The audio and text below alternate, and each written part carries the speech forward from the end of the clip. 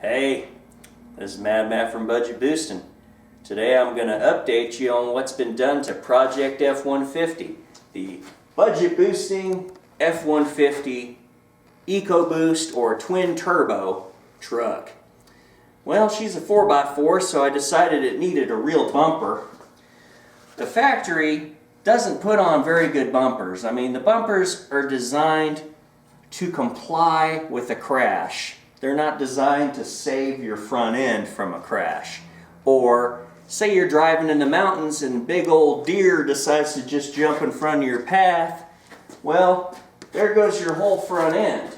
Your fenders, your hood, your radiator, your air conditioning condenser, in this case the intercooler for the turbo, fans, all that stuff's going to be smashed. So you're looking at like probably $8,000 or $9,000 worth of damage. Just one deer. And the bigger the deer, the more damage. Or one stupid driver pulls in front of you at the wrong time and there goes your whole front end from one little thing. Well, this bumper's pretty solid. And of course it has a place to mount a winch.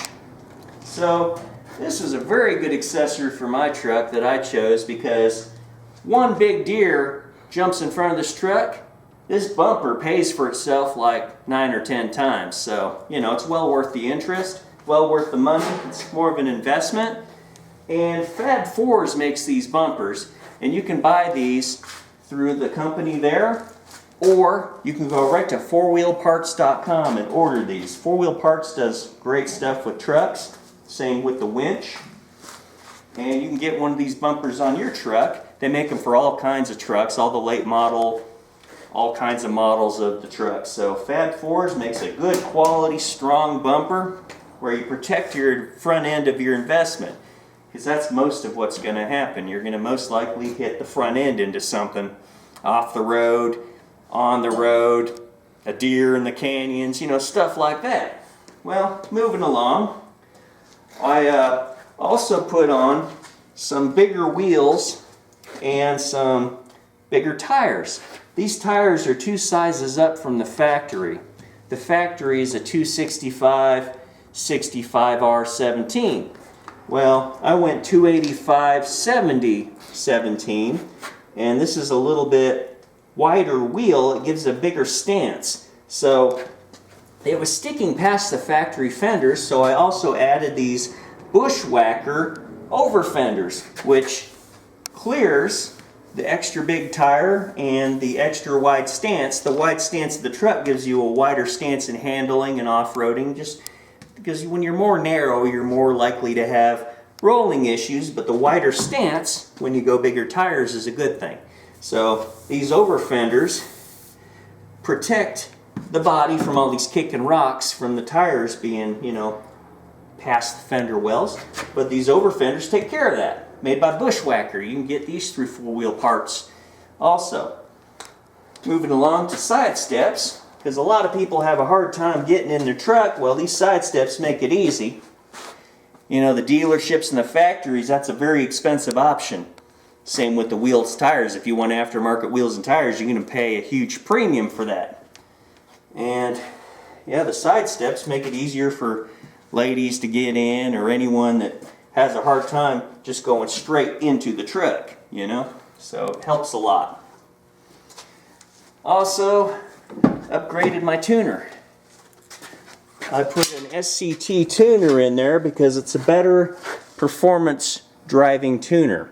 I had another tuner in there before, and I was getting a little bit of detonation on low to mid throttle at low RPMs, where this one, very crisp performance, and they also offer a lot of custom tuning you can do for all the mods you do to your car. Like say you did an aftermarket intake and an aftermarket exhaust like this has. Well, this tuner can compensate for that, and you can get nice custom tunes from a company called MPT Performance.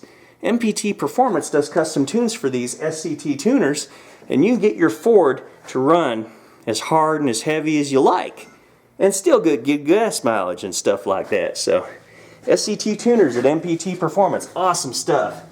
Really helps the performance on these trucks and really wakes them up. Also put a topper on here. because I like my cargo to be protected from the weather, so I got a topper. I found it used, just brand new. They're kind of like a couple $1,000s, but I got lucky, and for half of that I found one of these and had it paint matched, and looks great on my truck and has a great function of keeping cargo protected and out of the weather. I also put mud flaps on because a lot of trucks have an aggressive tire and rocks kick up and get on the body or get behind and hit other people in the windshield. So I figured, being proactive is better than being reactive. So putting a nice pair of high quality thick rubber mud flaps on there will keep those rocks and pebbles in check and keeping them on the ground, not bouncing up in the air. Yep, and of course, nice little tow hitch. Every truck's not complete without a tow hitch and a tow package. And yep, F-150 coming along. See the sleeper exhaust looks totally stock. But if you look deep down in there, you'll see the Thrush welded muffler, which is a very good quality muffler. Nice and free flow, a nice low rumble, not this obnoxious wah sound. It has a nice whoa, just a nice, good sound, but very free flow and hardly any back pressure. Just nice and free, just free flowing. There's no glass pack material in there. It's just different vector shapes of welded metal put in there to cancel the noises instead of just create back pressure to silence the engine. It uses vectoring of metal to silence the exhaust or make it quieter. It's not silent. It just sounds nice and low and rumbly. And I'll pop the hood, and I think I talked a little bit about what I did to this truck under the hood, but I'll cover it quickly again. I didn't like what the factory did. They put this insulation up here on the hood, which keeps all the hood in the engine bay. All that heat stays in your engine bay. Well, I like to have my engine bay as cool as possible, so I removed that so air can go in and just reduces the engine temperatures. Also, they put a cover on these engines.